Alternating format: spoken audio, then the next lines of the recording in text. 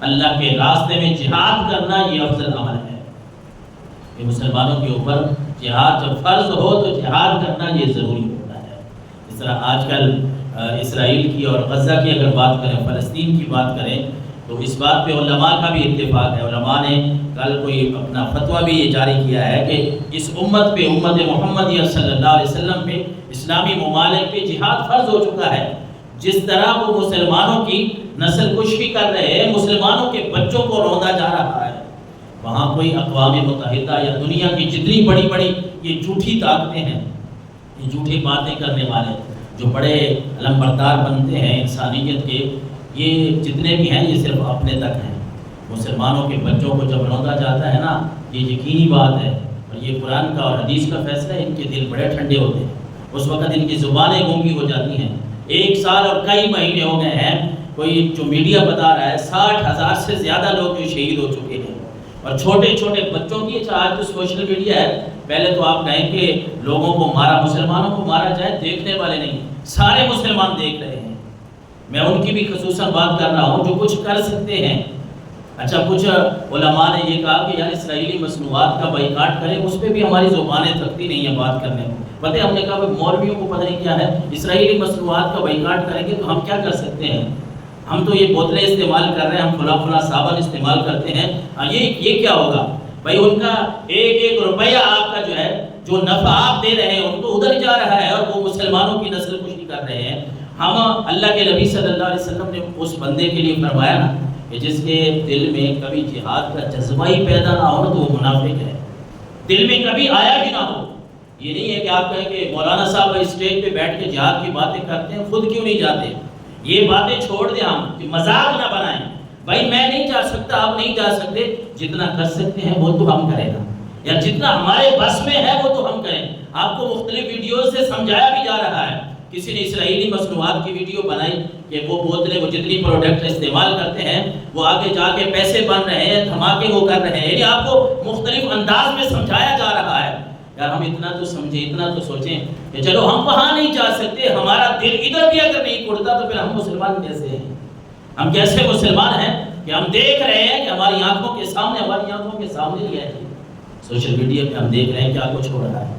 ذرا اپنے دل میں بھی جھانکیں، اپنے گریبان میں بھی ہم جھانکیں نا کہ ہماری اولاد ہے نا، ہم بھی صاحب اولاد ہیں، ہم ایک گلی محلے میں، ایک معاشرے میں رہنے والے ہیں، ایک صوبے میں، ایک ملک میں رہنے والے لوگ ہیں، اور اگر تھوڑا سا امن ایک محلے کا خراب ہو جائے نا، چند افراد کی دشمنی کی وجہ سے ایک محلے کا اگر امن خراب ہوتا ہے، آپ سمجھتے ہیں کہ پھر کتنے لوگ اس محلے کے، اس شہر کے تنگ ہوتے ہیں، کیسی ان کی زندگی اجیرن بنی ہوتی ہے۔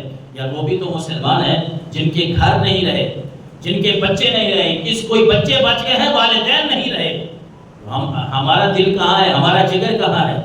ہم پھر بھی وہ ایسے راگ الاپتے ہیں، ہم کہتے ہیں یہ فلانا مولانا صاحب کہہ رہے تھے، یہ فلاں مولوی صاحب کہہ رہے تھے، ہم تو بات ہی تنزیہ کرتے ہیں۔ کبھی ہم نے یہ نہیں سوچا یار کہ وہ بھی مسلمانوں کے بچے ہیں، ہو سکتا ہے کل ہمارا نمبر آ جائے، ہماری کسی نسل کا نمبر آ جائے، پھر کیا کریں گے؟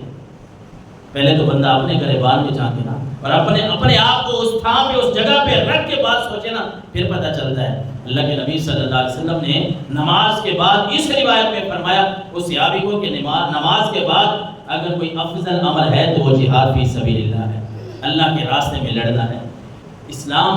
دین اسلام بڑا امن والا دین ہے، لیکن اس کا یہ مطلب نہیں ہے کہ ہمارے بچوں کو روندا جائے، ہماری عورتوں کے ساتھ بدتمیزی کی جائے، اور پھر بھی مسلمان جو ہے جتنا کر سکتا ہے اتنا بھی نہ کرے۔